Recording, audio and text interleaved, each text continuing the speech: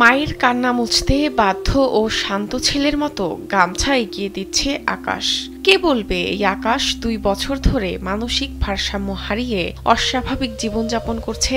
17 বছর বয়সের কিশোর সে। এখন সময় বই কাঁধে স্কুলে যাওয়ার, বিকেলে মাঠে গিয়ে বন্ধুদের সঙ্গে খেলাধুলা করার, অথচ পায়ে শিকল পরে সারাদিন বাসায় বসে থাকতে হয় আকাশের। আগে নাগাছি সে লাইলন দড়ি নাগাছি, লাইলন দড়ি কাটা গেছে, তারপরে এখন বেরি নাগাছি। মানুষে টাকা দিচ্ছে, সেই টাকা দিয়ে বেরি নাগাছি, বেরি পানি আনি। 5ম শ্রেণীতে পড়ার সময় কোনো এক অজানা কারণে পড়াশোনায় মন বসতো না আকাশের। ওয়ালটন এখন দেশের সীমানা পেরিয়ে পৌঁছে গিয়েছে 50টিরও বেশি দেশে। ওয়ালটন, ঘরে ঘরে বিশ্বজুড়ে। এরপর মাদ্রাসায় পড়তে পাঠান মা বাবা, সেখানেও মন বসেনি তার। অবশেষে 2 বছর আগে ধরা পড়ে মানসিকভাবে অসুস্থ সে। সুযোগ পেলেই বাড়ি থেকে বের হয়ে মানুষের ঘরবাড়ি, দোকানপাট ভাঙচুর করে, বাধা দিলে মারধর করে সবাইকে। এরপরই বাধ্য হয়ে পায়ে শিকল পরানো হয় আকাশের। বাসা ভাগে, মাসের দোকান ভাগে, আমরা রাগিবে যাই, আমাকে ডাঙায় ধরি, বাপক ডাঙায়, আমাকে ডাঙায়, আমার মাক ডাঙায়।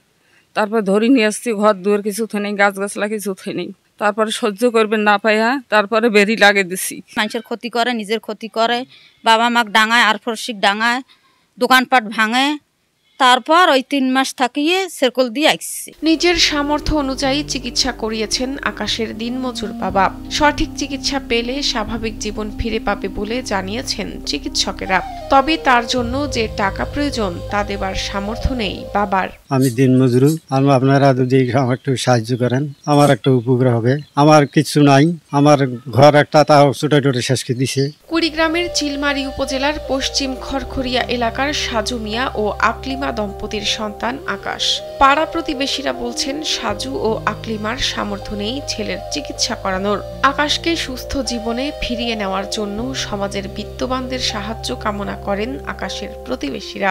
বাজার ঘাটে হাত পাতে, আত্মীয় স্বজনের কাছে হাত পাতে, সেটাই দিয়েও চিকিৎসা করে। কোনোখানে থেকে সাহায্য পাইলে বাচ্চাটা সুস্থ হলে হয়, সে করি খেতে পারলে। আকাশকে প্রতিবন্ধী ভাতার আওতায় আনার কথা জানান চিলমারী উপজেলা সমাজসেবা কর্মকর্তা নাজমুল হাসান। তাছাড়া চিকিৎসকের সুপারিশ ক্রমে কিছু ওষুধপত্রের ব্যবস্থা করা যেতে পারে বলেও বলেন তিনি। যেহেতু তার জ্ঞান বুদ্ধি, স্বাভাবিক জ্ঞান বুদ্ধি নেই, এই জন্য আমাদের পক্ষে যেটা করণীয় আছে সেটা হচ্ছে যে আমি তো তাকে একটা প্রতিবন্ধী কার্ড দিয়ে প্রতিবন্ধী ভাতায় নিয়ে আসতে পারি।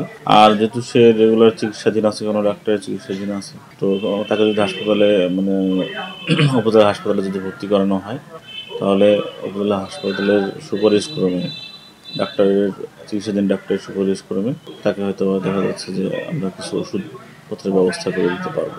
সকলের সহায়তায় স্বাভাবিক জীবনে ফিরবে আকাশ, এমনটাই প্রত্যাশা এলাকাবাসীর। শাহনাজ পারভিন, কালবেলা।